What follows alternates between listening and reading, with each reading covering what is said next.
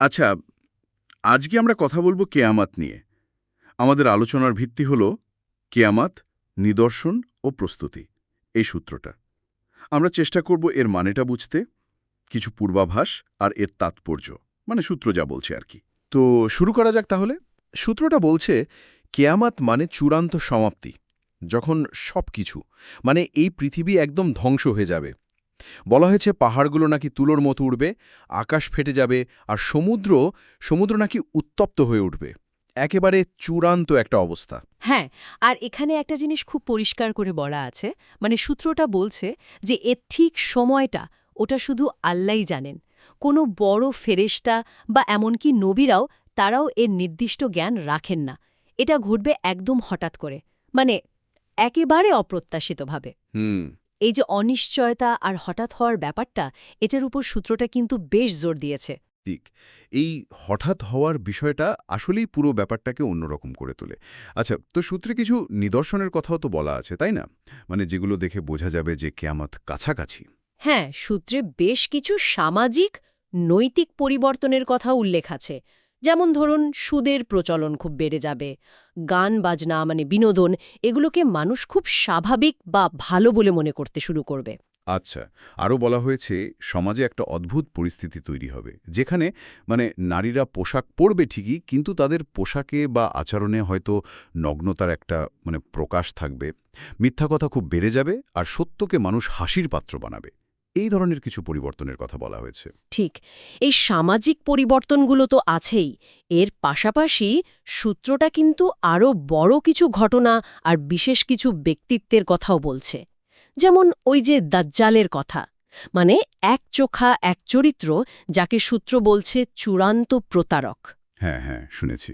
সে নাকি নিজেকে ঈশ্বর বলে দাবি করবে, মানুষকে বিভ্রান্ত করার চেষ্টা করবে। আর সূত্র বলছে এই যে চরম অবস্থা, এটা থামানোর জন্যই ঈসা মানে যিশু, তিনি আবার পৃথিবীতে আসবেন। আর একেবারে শেষের দিকে নিদর্শনগুলোর মধ্যে দুটো তো খুবই মানে উল্লেখযোগ্য। এক হলো পশ্চিম দিক থেকে সূর্য ওঠা, যেটা একদমই স্বাভাবিক নিয়মের বাইরে। হ্যাঁ, পুরোপুরি উল্টো। আর দুই, পুরো পৃথিবী নাকি ধোঁয়ায় ঢেকে যাবে, মানে রহস্যময় একটা ধোঁয়া। সূত্র বলছে এগুলো একদম ফাইনাল সাইন, একেবারে শেষের দিকের আলামত। আর এই সবগুলো নিদর্শন আসলে একটাই মূল বার্তার দিকে ইঙ্গিত করে। সেটা হলো কিয়ামত আসবে হঠাৎ করেই। যেহেতু এটা অপ্রত্যাশিতভাবে ঘটবে, তাই প্রস্তুতির জন্য কিন্তু খুব বেশি সময় পাওয়া যাবে না। ঠিক। এই জন্যেই সূত্রটা বারবার আল্লাহর দিকে ফেরার কথা বলছে, মানে তওবা করা, আন্তরিকভাবে অনুশোচনা করা, ক্ষমা চাওয়া, এগুলোর উপর খুব জোর দেওয়া হয়েছে। যদি আমরা একটু বড় পরিসরে দেখি, তাহলে সূত্রটা আসলে বলছে যে এখনই সময় নিজেকে শুধরে নেওয়ার, ঠিক পথে ফিরে আসার। তাহলে মূল কথাটা কি দাঁড়াচ্ছে? মানে এই কেয়ামত সম্পর্কে জেনে আমাদের লাভটা কি, সূত্র অনুযায়ী আর কি?